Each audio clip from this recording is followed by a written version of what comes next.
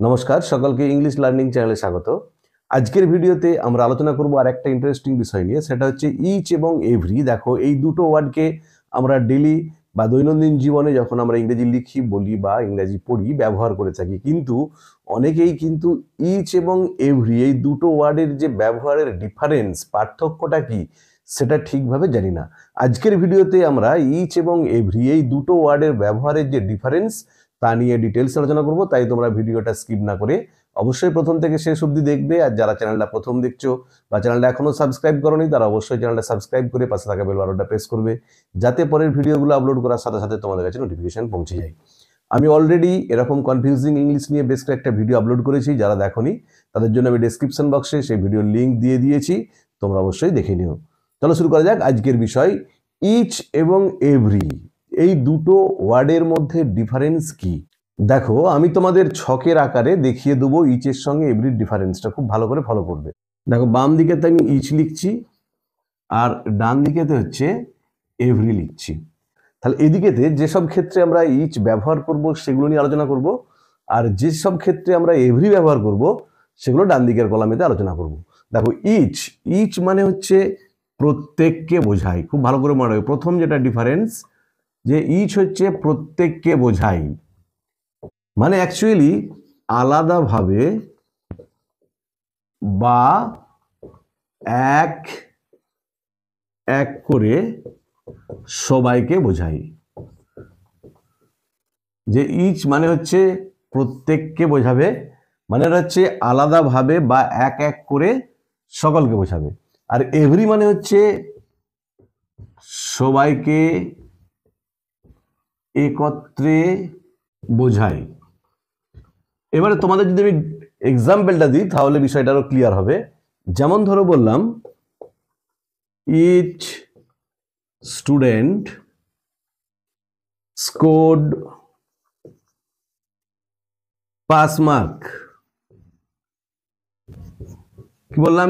Each student, প্রত্যেকটা ছাত্রছাত্রী, দেখো প্রত্যেককে মানে এক একজনকে বোঝাচ্ছি, প্রত্যেকটি ছাত্রছাত্রী স্কোরড পাস মার্ক, পাস মার্কটা পেয়েছিল। তাহলে এখানে দেখো আলাদাভাবে বা এক এক করে আমরা সবাইকে বোঝালাম যে প্রত্যেকটি ছাত্রছাত্রী কিন্তু পাস মার্কটা পেয়েছিল, পাস করার জন্য যে নম্বরটা প্রয়োজন সেটা পেয়েছিল। আর এভরি কি বলেছি? সবাইকে একসাথে বোঝাবে। যেমন ধরো, every student greeted the teacher as he entered the class। কি বললাম? এভরি স্টুডেন্ট, সব ছাত্রছাত্রী, গ্রিটেড দ্য টিচার, শিক্ষক মহাশয়কে অভিনন্দন বা অভিবাদন জানিয়েছিল, as he entered the class, যখন তিনি ক্লাসে প্রবেশ করেন। যে সবাই, সব ছাত্রছাত্রী সবাই শিক্ষক মহাশয়কে অভিবাদন জানিয়েছিল যখন তিনি ক্লাসে ঢুকেছিলেন। তাহলে এখানে দেখো আমরা এভরি ইউজ করলাম। এটা হচ্ছে ইচের সঙ্গে এভরি ব্যবহারের প্রথম ডিফারেন্স। দেখো দু নম্বরে হচ্ছে, মনে রাখবে ইচ একটা বাক্যে বা একটা সেন্টেন্সে ইচ অ্যাডজেক্টিভ এবং প্রোনাউন দুভাবেই ব্যবহার হয়, প্রোনাউন হিসাবে ব্যবহৃত হয়। কি বললাম?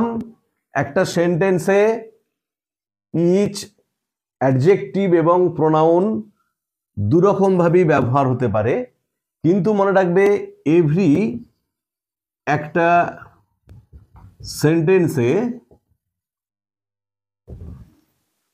অ্যাডজেক্টিভ হিসাবে ব্যবহার হতে পারে। তাহলে ইচ অ্যাডজেক্টিভ এবং প্রোনাউন দুরকম ভাবে ব্যবহার হয়, কিন্তু মনে রাখবে এভরি অলওয়েজ অ্যাডজেক্টিভ হিসাবে একটা সেন্টেন্সে ব্যবহার হয়। দেখো আমি উদাহরণ দিচ্ছি। যেমন ধরো, each member of the club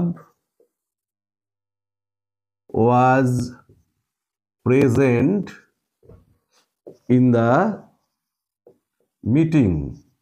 কি বললাম? দেখো, each member of the club, ক্লাবের প্রত্যেকটি সদস্য ওয়াজ প্রেজেন্ট ইন দ্য মিটিংয়ে উপস্থিত ছিল। দেখো আমরা জানি যখন অ্যাডজেক্টিভ হিসাবে ব্যবহার হবে তারপরে একটা নাউন বা প্রোনাউন থাকবে। এখানে মেম্বারটা নাউন, তার আগে ইচটা বসেছে, এখানে ইচটা অ্যাডজেক্টিভ হিসাবে ব্যবহৃত হয়েছে।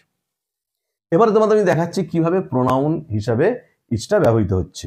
দেখো, each of the students was absent yesterday. কি বললাম দেখো, ইচ অফ দ্য স্টুডেন্টস, ছাত্রছাত্রীদের মধ্যে প্রত্যেকেই ওয়াজ অ্যাবসেন্ট ইয়েস্টারডে, গতকাল অনুপস্থিত ছিল। এখানে কিন্তু ইচটা ব্যবহার হয়েছে প্রোনাউন হিসাবে। এরপরে দেখো আমি কি বলেছি, এভরি ব্যবহার হয় সবসময় একটা সেন্টেন্সে অ্যাডজেক্টিভ হিসাবে। যেমন ধরো বললাম, every player of our team played well. কি বললাম দেখো, every player of our team, আমাদের টিমের প্রত্যেকটা খেলোয়াড়ই প্লেড ওয়েল, সুন্দর খেলেছিল। এখানে এভরিটা ব্যবহার হয়েছে অ্যাডজেক্টিভ হিসাবে। দেখো তারপরে একটা নাউন ব্যবহৃত হয়েছে বা নাউন আছে প্লেয়ার। তাহলে মনে রাখবে, ইচ একটা সেন্টেন্সে অ্যাডজেক্টিভ এবং প্রোনাউন দুরকমভাবেই ব্যবহৃত হতে পারে, কিন্তু এভরি একটা সেন্টেন্সে কেবলমাত্র অ্যাডজেক্টিভ হিসাবেই ব্যবহার হতে পারে। দেখো 3 নম্বর ডিফারেন্স কি, সাধারণত মনে রাখবে, সবসময় নয়, সাধারণত দুই ব্যক্তি বস্তু বা বস্তুর মধ্যে বোঝাতে ইচ বসে। কি বললাম, সাধারণত দুটি ব্যক্তি বস্তু প্রাণী মানে দুটো নাউনের মধ্যে বোঝাতে আমরা সাধারণত ইচ ব্যবহার করি। আর সাধারণত দুই এর বেশি ব্যক্তি বস্তু বা প্রাণীর মধ্যে বোঝাতে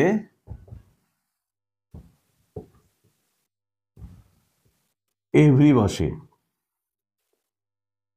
কি বললাম, সাধারণত দুইজন ব্যক্তি বস্তু বা দুটো পদার্থ বা দুটো আইডিয়া তার মধ্যে বোঝাতে আমরা ইচ ব্যবহার করব। আর যখন সেটা দুইয়ের বেশি হবে, 3 হতে পারে, 200 হতে পারে, 300 হতে পারে, তখন আমরা এভরি ব্যবহার করব।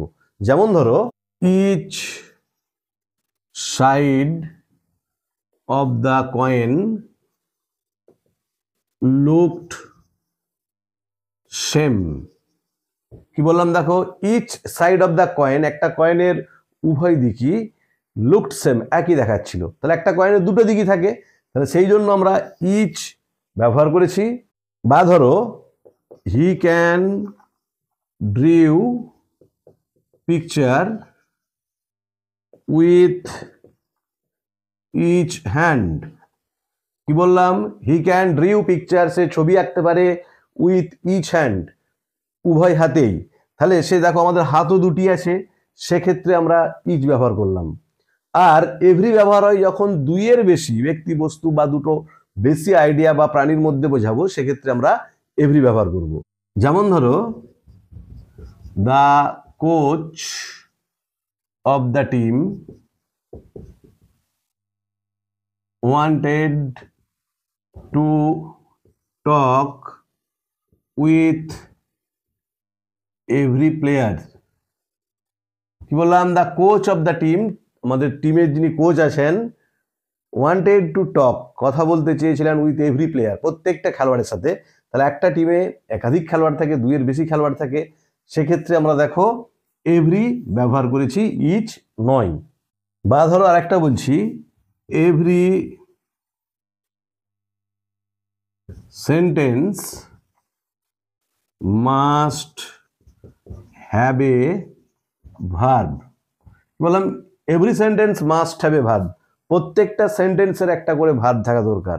তাহলে এখানে যত সেন্টেন্স আমরা লিখবো, 100, 200, 300, 500, 1000, প্রত্যেক sentence must have a verb, একটা করে ভার্ব থাকা প্রয়োজন বা থাকা অবশ্যই প্রয়োজন, যেটাকে বলা হয়। তাই আমরা দেখো এভরি ব্যবহার করলাম। তাহলে যখন দুইয়ের বেশির মধ্যে বোঝাবে, সেক্ষেত্রে এভরি ব্যবহার করব।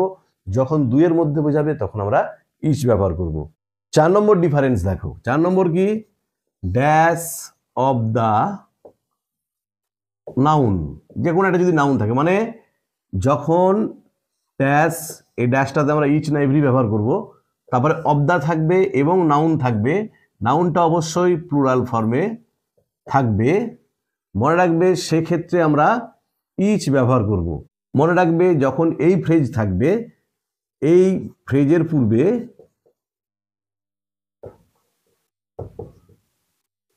আমরা ইচ ব্যবহার করব, মানে এই সেন্টেন্সটা আমরা ইচ বসাবো। তাহলে যখন ড্যাশ, অফ দা এবং নাউন থাকবে, সেক্ষেত্রে এই শূন্যস্থানটার জায়গাতে আমরা সবসময় ইচ ব্যবহার করব। যেমন ধরো বলছি, each of the girls danced well. দেখো কি বললাম, দেখো ধরো এটাই ড্যাশ ছিল, অফ দা, দেখো নাউন আছে এবং প্লুরাল ফর্ম আছে। এবারে দেখো এটা নাউনের পরিবর্তে কিন্তু প্রোনাউনও হতে পারে। তাহলে অফ দা আছে, নাউন আছে এবং প্লুরাল ফর্ম আছে, সেক্ষেত্রে আমরা তার পূর্বে ইচ ব্যবহার করব। একটা কথা বলে নিই, এখানে গার্লস যেটা ব্যবহার করেছি এটা নাউন বা প্রোনাউন, নাউনের অনুপস্থিতিতে প্রোনাউন থাকলেও কিন্তু আমরা ইচ ব্যবহার করব।